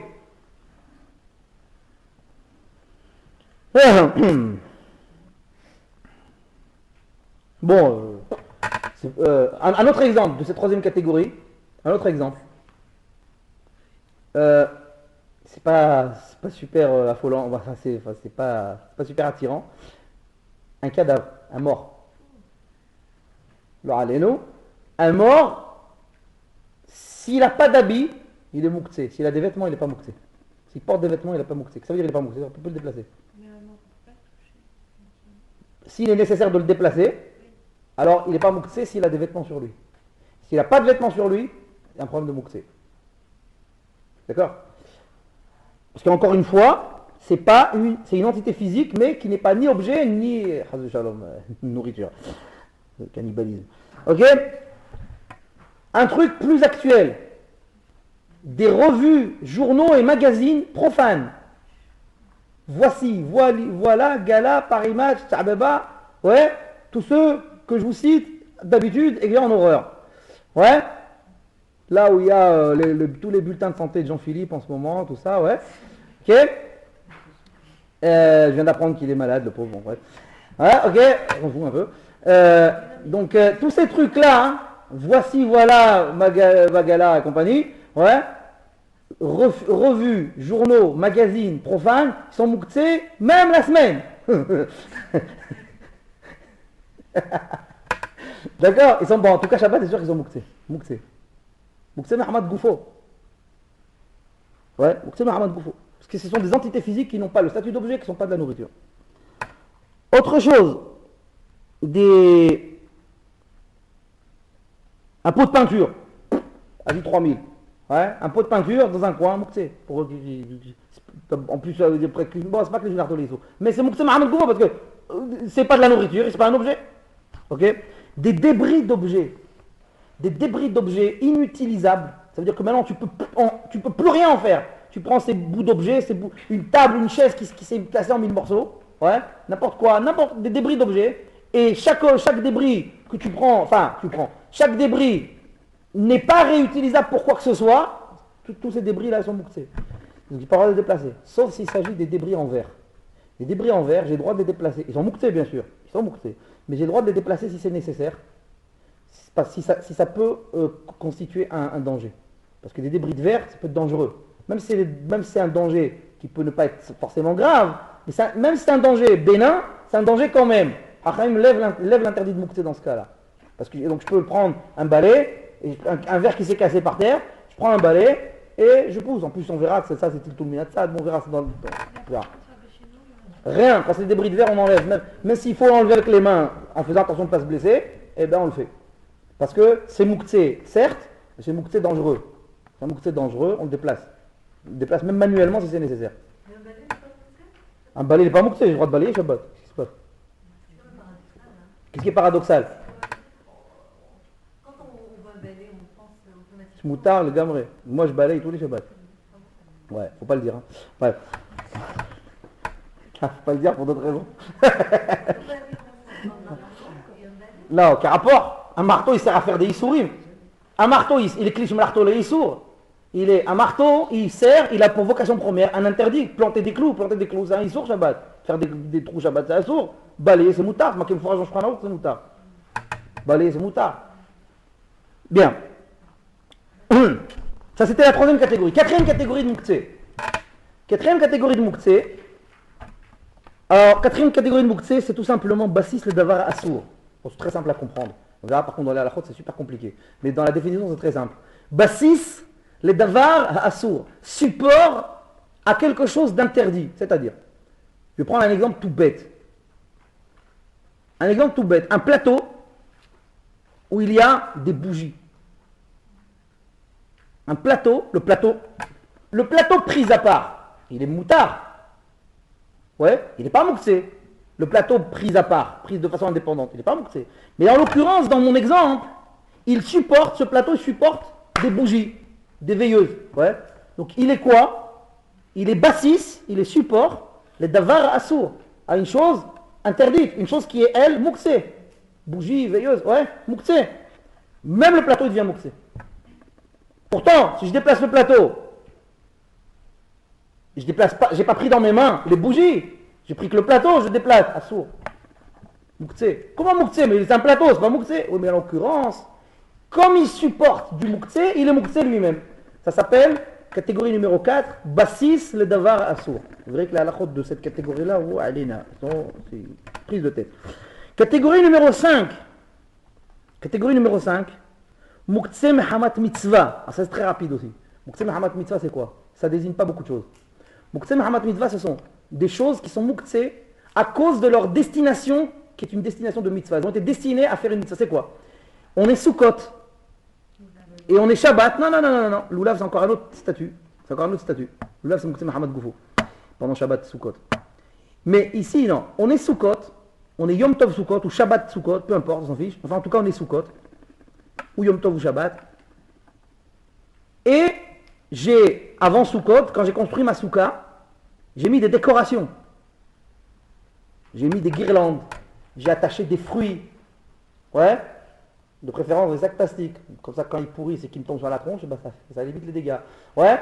J'ai attaché des fruits, des guirlandes, des photos, des rideaux, ce que vous voulez de décoratif. Ouais. Tout ça là, toute cette décoration, ils sont mouktsé. Qu'est-ce que ça veut dire ils sont mouktsé?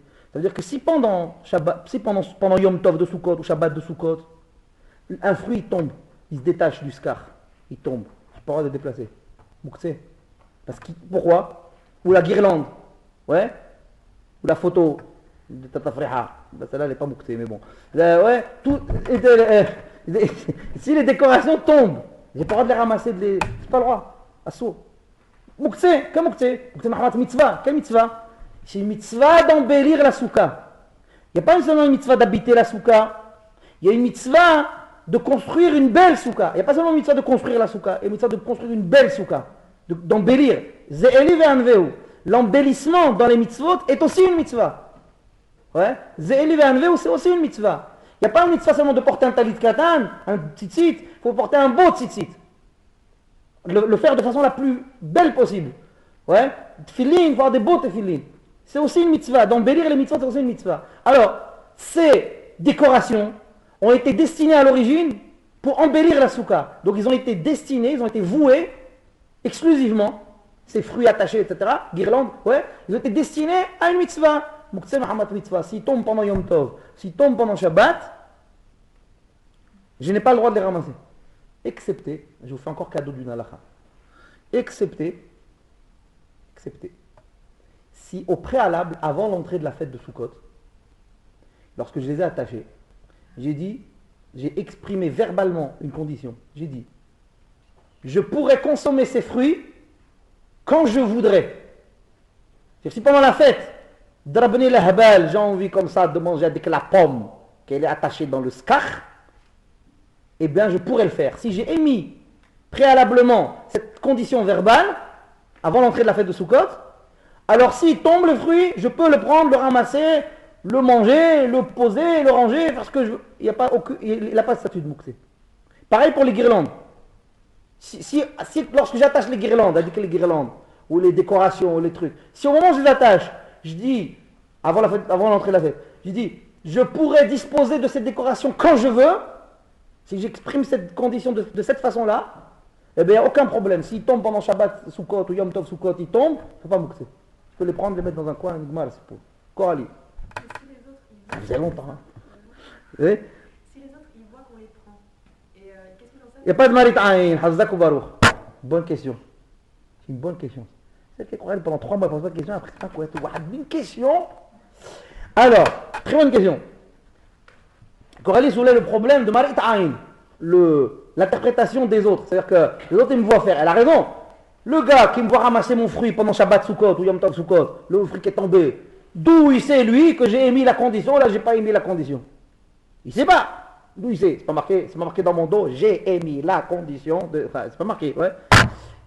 Donc, peut-être, dit Coralie, il pourrait y avoir matière à interdire, au moins à titre de marit aïn, même si j'ai émis la condition verbale au préalable. Réponse, non. Pourquoi? Parce que c'est pas son problème. Parce que nul n'est censé ignorer la loi. Parce que ce type-là, il a qu'à aller apprendre les halakhot de muktzeh chez Pitoun le lundi soir. Comment? Marit aïn, c'est très limité. Il faut savoir que d'après la majorité des poskim, les interdictions de marit aïn se limitent à ce qui est écrit explicitement dans le chasse, ce qui est écrit explicitement dans la Gemara. Ce qui n'est pas écrit, c'est qu'il n'y a pas de marit aïn. Ah, mais il pourrait. De parask, c'est ton problème, tu n'as qu'à aller apprendre les halakhot. Hmar. Tu vas apprendre les halakhot. Tu connais pas, c'est ton problème. Marit aïn, c'est un domaine que les gens ils dégainent comme ça à tout va. Mais c'est pas vrai. Marit aïn, c'est limité. Il y a des halakhot. Il y a des cas bien précis dans la Gemara, dans tous les domaines du Shulchan Aruch, que ce soit Shabbat, Kashrut, peu importe. Il y a des situations précises où on interdit à titre de marit aïn, effectivement, à titre de l'interprétation visuelle des autres. Mais hormis ces situations-là, et le gars, il a qu'à savoir les halakhot. Il me voit faire un truc qui peut porter à... Le problème, tu connais pas. Lundi soir, Malherbe, pitou. Ouais. Ok. Ma phrase était quand même bien essayée. C'était une bonne question. Alors, ok, il nous en reste une. Catégorie numéro 6, c'est la dernière. Ah, enfin. La catégorie numéro 6, bah, très simple. Très simple. J'aime bien celle-là. Très simple. Muktzeh, quelle catégorie de Muktzeh? Mehoubar ou Mehoussar Tzeda Ben Hashemashot. Oula, c'est quoi ça? C'est quoi? Ben Hashemashot, rappelez-vous, c'est quoi Ben Hashemashot? Allez, faites un petit effort. C'est quoi Ben Hashemashot? On en a parlé un million de fois. C'est quoi Ben Hashemashot? C'est un laps de temps qui est quand? Plus précisément? Ça passe de Chol à Shabbat. Très bien parti. Entre Shabbat. Entre quoi et quoi? Chol et Shabbat. Non, plus précisément. Ça existe même la semaine, Ben Hashemashot. Oui, bah c'est la... J'ai eu peur. Clémentine. Voilà. Ben Hashmashot, c'est 7 jours sur 7. Ouais, heureusement. Ben Hashmashot, c'est quoi? C'est l'espace qu'il y a entre eux, c'est le laps de temps qu'il y a entre le coucher du soleil, Shkia Tachama, et Tset HaKochavim, sortie des étoiles. Entre la Shkia et la Tset HaKochavim, ça s'appelle Ben Hashmashot. Ben Hashmashot. Traduction littérale, entre les deux astres. C'est-à-dire qu'on est dans un laps de temps, ça fait Kiyom, ça fait Klaïla. On est dans un laps de temps où on a le doute si on est encore dans la journée qui vient de s'écouler ou déjà dans la nuit qui arrive. Ça veut dire on est entre eux. On est dans un doute de domination, de l'astrologie, dans un doute sur quel est l'astre qui domine. Est-ce que c'est le soleil, donc journée, ou est-ce que c'est déjà la lune, donc la nuit. Donc voilà Ben Hashmashot. Ok. Alors, Ben Hashmashot d'un vendredi. Ben Hashmashot d'un vendredi. Si un fruit ou un légume était encore rattaché à sa base végétale, donc la pomme rattachée encore à l'arbre, et la tomate encore rattachée à son... Ok, ben, bien, dans son champ de tomates. Si Ben Hashmashot, le fruit ou le légume était encore rattaché à sa base. Shabbat matin, je me lève, et je la bouscule pas, je bois mon café, et je vais à la choule. Ouais. Ouais, comme d'habitude, comme dirait Michel. Bon, d'accord. Et je m'aperçois, chemin faisant, que quand je vais à la choule, la pomme de mon pommier qui est dans mon jardin, la pomme qui était là, je sais, c'est elle, je la reconnais, elle était là hier soir, vendredi soir, lorsque j'ai fait Shalom Aleichem et Shet Haïl et le Kiddush Yom HaShishi, elle était là, rattachée à l'arbre. Et maintenant, Shabbat matin, à 8h du mat, quand je pars, cette même pomme, Hadik la pomme, elle est par terre. Ça veut dire qu'elle est tombée. À l'entrée de Shabbat, elle était sur l'arbre. Tout vendredi soir, elle était sur l'arbre. Je sais, je l'ai vue. Et là maintenant, Shabbat matin, elle est tombée. Mahadim. Quel est le din dans ce cas-là? Est-ce que je peux la prendre, faire boire les si je la mange? Ou c'est Mouktsé, je ne peux même pas la déplacer? Je crois qu'il y a une mélacha comme ça, on ne peut même pas ramasser. Elle est tombée toute seule, je ne l'ai pas cueillie. Hein. C'est exactement ce que je suis en train de parler. Alors, c'est pas une mélacha, c'est Mouktsé. En fait, c'est ce que je suis en train de dire. Cette pomme-là, elle est Mouktsé. Je ne peux rien faire, je ne peux pas la déplacer. Pourquoi? C'est une Toleda? Hein? C'est une Toleda ou c'est... Non, c'est Mouktsé. Elle a un din de Mouktsé. Ça fait partie des halachot Mouktsé, ce que vous dites. Cette pomme, elle est Mouktsé. Pourquoi elle est Mouktsé? Parce que Ben Hashmashot du vendredi soir, hier soir, elle était rattachée à son arbre. Et alors, vous allez me dire alors qu'elle est rattachée à son arbre.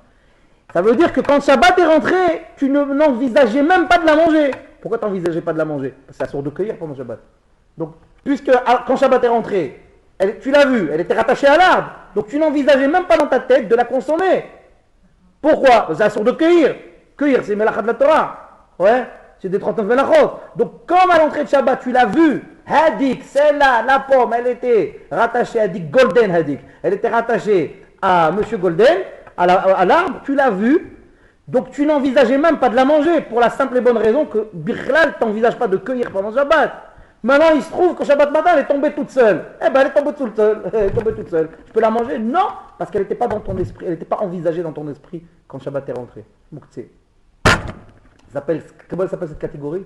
Mouktsé Mehamat Mehoubar. Mouktsé, parce qu'il était Mehoubar. Ce Mouktsé là était Mehoubar. Ce Mouktsé était rattaché. Mehoubar veut dire rattaché. Il était rattaché à sa base végétale d'origine, à l'entrée de Shabbat. Lorsqu'il était encore rattaché à l'entrée de Shabbat, à sa base d'origine, et que pendant Shabbat, pour une raison accidentelle ou autre, il tombe tout seul, eh bien je ne peux pas le ramasser, je ne peux pas le déplacer, je ne peux rien faire, il est Mouktsé. Pomme, orange, ce que vous voulez. Ouais. Ok? Dans la même catégorie, toujours dans cette 6, il y a Mehoubar, comme je viens d'expliquer dans le végétal, et il y a la même chose de façon similaire dans l'animal. Comment l'animal? Les poissons. Mehoussar Tseda. Mehoussar Tseda, c'est comme Mehoussar Tseda. Imaginez-vous que pendant Shabbat,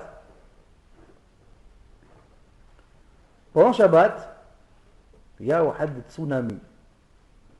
Il y a un raz-de-marée. Et j'habite au bord de la plage à Malibu. Ouais. Et Shabbat matin, je me lève. Je la bouscule toujours pas. Bon, ouais, je vais à la choule. Ouais.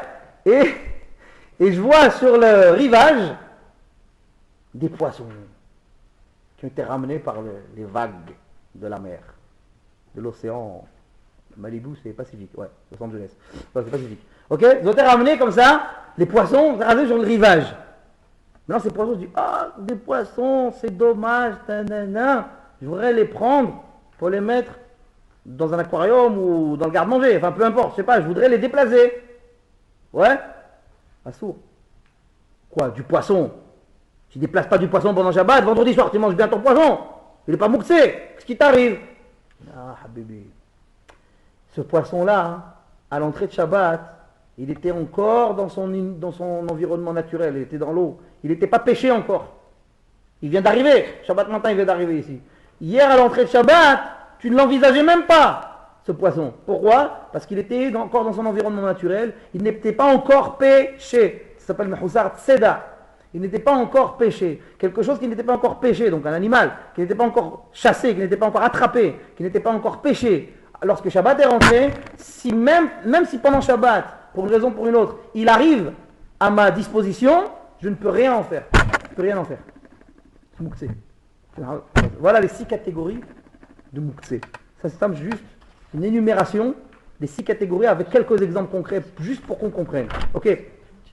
On va commencer quand même à dire quelques règles générales dans Mouktsé. Il y en a principalement 2 qu'il faut connaître, mais alors sur le bout des doigts. Parce que ces 2 règles que je vais vous dire, qu'on va essayer de voir pendant le quelques temps qui nous reste, ces 2 règles, elles concernent les 6 catégories de Mouktsé, toutes catégories confondues. Quelles sont ces 2 règles? Je vous les dis d'abord succinctement. Les 2 règles, c'est Tiltul Minatsad et Tiltul Begoufo. Je reprends. Tiltul Minatsad et Tiltul Begoufo. C'est quoi Tiltul Minatsad et Tiltul Begoufo? Le mot Tiltul veut dire déplacement. Tiltul Minatsad signifie un déplacement détourné. C'est déplacer un Mouktsé de façon détournée. Qu'est-ce que ça veut dire de façon détournée? Très simple. C'est prendre un objet permis, une fourchette, une cuillère, un couteau, c'est un objet permis, clé héter, ouais. Prendre un objet permis pour déplacer par exemple un stylo.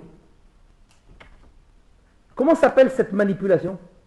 Elle s'appelle Tiltul Minatsad. Elle s'appelle effectivement un déplacement, ça s'appelle quand même un déplacement de Mouktsé, mais déplacement de Mouktsé, pas Bayadaim, pas manuellement, directement avec les mains. Ça reste manuel, mais manuel détourné. Ouais?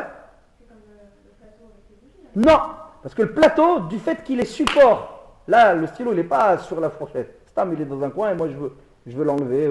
Il est pas, la fourchette n'est pas support du stylo. Le plateau, il était support des bougies. C'est pas pareil. Donc Tiltul Minatsad, c'est quoi? C'est déplacer effectivement un Mouktsé, mais pas avec mes mains. Et je le déplace. C'est prendre un objet permis, dans mon exemple, une fourchette, par exemple, pour déplacer, par exemple, un stylo. Ou pour déplacer, il y a mieux, d'ailleurs, c'est ce qu'on verra plus tard. Pour déplacer, il y a, vous savez, dans la catégorie numéro 3, Mouktsé Mohamed Boufo. La catégorie, il y a les pierres, le sable, les cailloux, ouais, débris d'objets, tout ça, ouais. Là-bas, il y a un truc que j'aurais dû vous dire. Il y a un bon exemple aussi qu'il faut rajouter là-bas. Un bon exemple. C'est des épluchures de fruits qui sont non consommables ni par un animal ni par un homme. Par exemple, des écorces de noix, des écorces de pistache. C'est dur. Généralement, tout ce qui est épluchure dure, écorce dure, même un animal, il ne le mange pas. Généralement. Coquille d'œuf, exactement. Coquille d'œuf. Même un animal, il ne les mange pas. Mais quoi donc?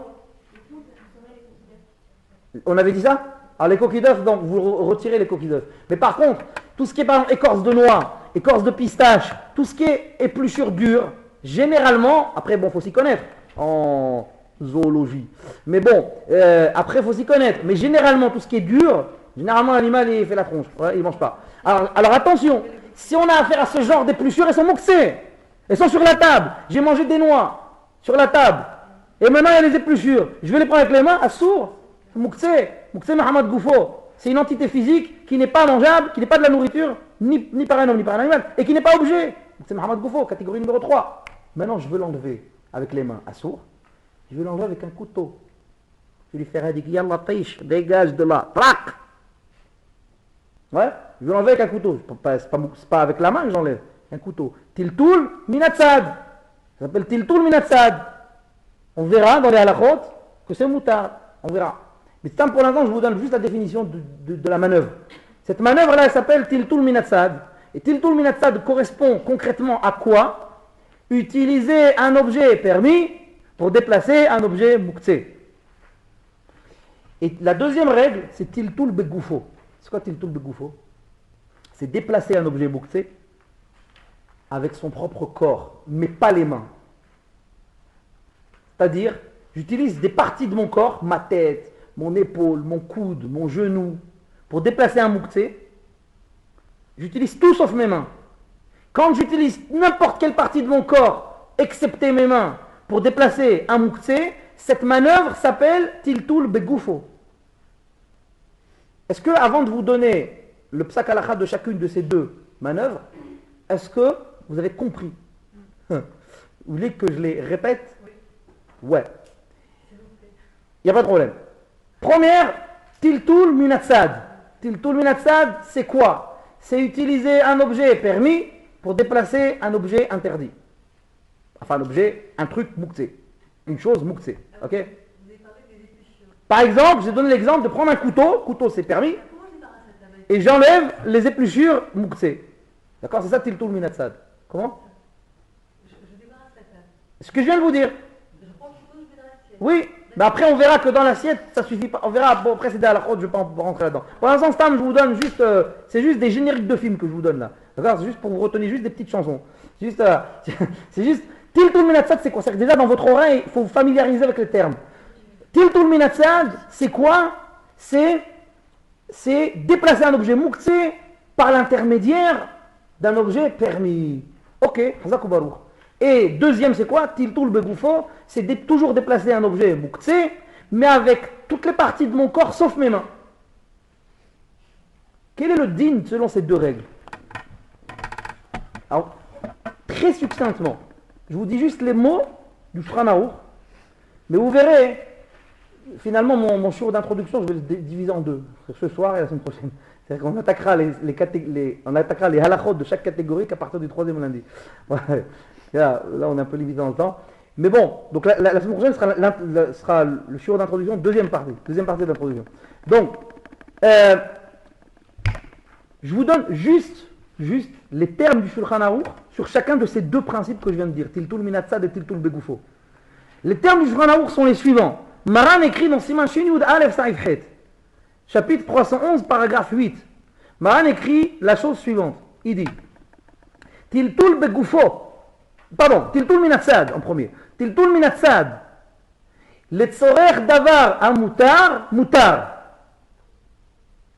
Maran écrit Tiltoul minatsad. Donc vous avez compris c'est quoi Tiltoul minatsad, oui? Je vous retraduis plus. Tiltoul minatsad c'est quoi? Vite fait rien que pour vérifier. Tiltoul minatsad c'est quoi? Vous avez autorisé, ok.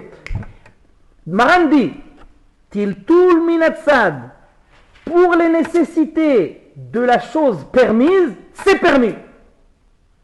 Voilà ce qu'il dit Maran. Ça veut dire, je déplace, je ne rentre pas dans les détails pour l'instant. Hein. Pour l'instant, je vous dis juste comment c'est écrit dans le Shulchan Aruch. Tiltoul minatsad, letzorech davar mutar, mutar. Tiltoul minatsad, utilisez le procédé qui s'appelle Tiltoul minatsad. Pour les besoins de la chose permise, c'est permis. Et ensuite, Maran dit Tiltoul begoufo, afilou letzorech davar asur mutar. Après, Maran il dit Tiltoul begoufo, c'est quoi Tiltoul begoufo? C'est que je déplace mouktsé avec tout sauf les mains. Tiltoul begoufo, même si c'est pour les besoins de la chose interdite, c'est permis. C'est logique. Vous savez pourquoi? Je vais expliquer pourquoi. Parce que quand Hachamim ont érigé l'interdiction de mouktsé, l'interdiction de déplacer certains objets, les catégories d'objets qu'on a citées pendant Shabbat, leur interdiction désigne une manipulation purement manuelle. Un déplacement totalement manuel. Tu prends avec tes mains, c'est ça qui est interdit. Alors maintenant, dans Tiltul Minatsad et dans Tiltul Begoufo, dans chacun de ces deux principes, dans chacune de ces deux règles, on descend d'un niveau de manipulation. On s'éloigne des mains. Tiltul Minatsad, c'est déjà plus ta main directement qui prend le muktse, qui déplace le muktse, c'est l'objet permis que tu utilises pour le pousser. Vous voyez? On s'éloigne déjà de la main. C'est plus la main qui prend les écorces de noix, c'est le couteau qui les pousse. Donc c'est-à-dire, ça reste manuel, mais on s'est quand même déjà éloigné d'un échelon, on s'est éloigné de la manipulation pure et dure avec la main. D'accord? Ça c'est Tiltul Minatsad. Et Tiltul Begoufo, on s'est encore éloigné de la main. C'est que maintenant, la main n'intervient même pas. C'est ta tête, ton coude, ton genou qui pousse le muktse. Tes mains ne sont même plus là. Donc c'est pour ça que Maran dit Tiltul Minatsad, letzorech davar mutar mutar. Tiltul Minatsad, le procédé qui s'appelle Tiltul Minatsad, utiliser un objet permis pour déplacer un objet muktse, c'est permis exclusivement lorsque c'est pour les besoins de la chose permise. Et Tiltul Begoufo, même si c'est pour les besoins de la chose interdite, c'est permis. Qu'est-ce que ça veut dire pour les besoins de la chose interdite, pour les besoins de la chose permise? Qu'est-ce que ça veut dire ça? C'est quoi ce langage? Tiltul Minatsad et Tzorech Davara mutar, on a dit, Tiltul Minatsad pour les besoins de la chose permise, c'est permis. Qu'est-ce que ça veut dire? Ça veut dire, je reprends l'exemple du couteau, qui déplace les écorces de noix. Ça fait l'objet d'une mahloket. Qu'est-ce que ça veut dire Davara mutar? Les tzorech davar mutar, qu'est-ce que ça veut dire les tzorech davar mutar? On verra la semaine prochaine, vers Hashem, que ça fait une grosse mahloket aharonim. Ouais. Qu'est-ce que ça veut dire la compréhension? Quelle est l'interprétation exacte des mots du Shulchan Aruch lorsqu'il dit tu as le droit d'utiliser le procédé qui s'appelle Tiltul Minatsad pour les nécessités de la chose permise? Qu'est-ce que c'est la chose permise? C'est mahloket aharonim, on verra. Il y en a qui comprennent d'une façon, il y en a qui comprennent d'une autre façon. Donc là, ça, laissez-la de côté pour l'instant, celle-là. Mais par contre, la deuxième, elle est très claire. Tiltul Begoufo, qu'est-ce qu'il a dit Maran? Tiltul Begoufo, qu'est-ce qu'il dit Maran pour Tiltul Begoufo? Afilu le tzorech davar asur, même si c'est pour les besoins de la chose interdite, c'est permis. Ça veut dire déplacer avec ta tête, déplacer avec ton coude, déplacer avec ton genou. Ça Tiltul Begoufo, oui, c'est ce qu'on a dit. Même si c'est pour les besoins du muktse lui-même que tu déplaces, même si ça sert que le muktse et rien d'autre, c'est permis de le faire. Alors, par exemple, je vois un billet de 500 € pendant Shabbat. Et moi, je ne veux pas qu'un autre, il le tape. Ouais. Qu'est-ce que je fais? Je prends mon genou ou mon coude et je le mets comme ça. Va là-bas, tu m'attends jusqu'à Avdallah. Ouais, d'accord. Je le pousse comme ça. Je le pousse. Cette manipulation, elle est le tzorech davar asur. Elle sert uniquement le issour. Malgré tout, c'est permis. D'accord, c'est permis. Malgré que ça sert que quoi? La préservation de l'argent, pour qu'il reste à l'abri, qu'il reste jusqu'à samedi soir. Ouais. Ça sert que si l'argent lui-même. Hein? Si c'est notre argent. Et ouais, c'est pas suffisant. Un billet ici. Ah, vous rentrez dans d'autres halachot, après comment il faut faire et tout, laissez tomber, c'est un autre domaine, c'est plus la halachot Shabbat ça. Mais bon, ça c'est des lois financières et j'y connais rien. Donc, je m'en fous mon plus. Non, mais ça veut dire maintenant, quand vous poussez maintenant avec votre coude ce billet de 500, c'est dommage, on ne peut plus dire le Pascal maintenant. Avant, on pouvait dire le Pascal, 500 balles. C'est un billet de 500 francs, les gros. Ah, les gros. Les Pascal. Vous n'avez pas connu, vous êtes trop jeunes, vous n'avez pas connu les Pascal. Vous avez connu les Pascal? Tous? Vous avez connu Pascal? C'était classe, vous dites, ah, t'as regardé un Pascal. Bon, bref. À l'époque, quand on avait un Pascal dans la poche, on dirait qu'on avait des millions. Bon, ce billet de 500, maintenant c'est 500 €, ça fait pitié. Bon, c'est des billets verts quand même, mais bon. Non, ils ne sont pas verts. Si, ils sont verts. Si, ils sont verts. Si, ils sont verts. Non? Je sais plus. Orange. Alors quand vous poussez, j'en ai pas souvent dans les poches, je sais pas. Quand vous poussez ce billet, quand vous poussez ce billet avec le coude ou avec le genou, n'importe quoi, cette manipulation, quand vous réfléchissez 2 minutes, elle sert que le issour, rien d'autre que le issour. Elle sert aucune autre cause que le issour. Elle sert aucune autre cause que le issour. Malgré tout, c'est permis. Pourquoi? Parce que Tiltul Begoufo, il n'y a pas un seul rapprochement avec la manipulation standard manuelle. On n'est même plus dans le manuel. Tiltul Minatsad, à la limite, ça reste encore manuel, sauf que ça se fait par le biais d'un objet permis. Quelque part, ça reste encore manuel, donc on ne permet pas dans tous les cas, on permet que si tu le fais pour une chose permise. Or, cette chose permise, on ne l'a pas encore expliqué ce soir, on l'expliquera plus tard parce que c'est bourré de marloquettes, donc je laisse de côté celle-là. Mais par contre, Tiltul Begouf, t'es carrément plus du tout dans Moukhtse. Pourquoi? Parce que la main n'intervient même plus, ni de façon directe, ni de façon indirecte. La main n'intervient même plus. Dans ce cas, on n'est même plus dans Moukhtse, c'est même plus un Tiltul Bikhlal. Ça s'appelle même plus un Tiltul interdit, ça s'appelle même plus un déplacement interdit, et c'est Moutar les gars. Donc ça, c'est juste les deux règles générales qu'on va Bezrat Hashem à partir de lundi prochain. Venez bien à l'heure la semaine prochaine, parce qu'on va réattaquer pile sur ces deux règles. On va les élargir, on va les enrichir, on va voir, on va apporter toutes les précisions Bezrat Hashem. Vous verrez qu'il y a une grosse mahloquette dans Tiltul Minatsad, de Tzorech Davar Moutar. Bezrat Hashem la semaine prochaine, 20h30.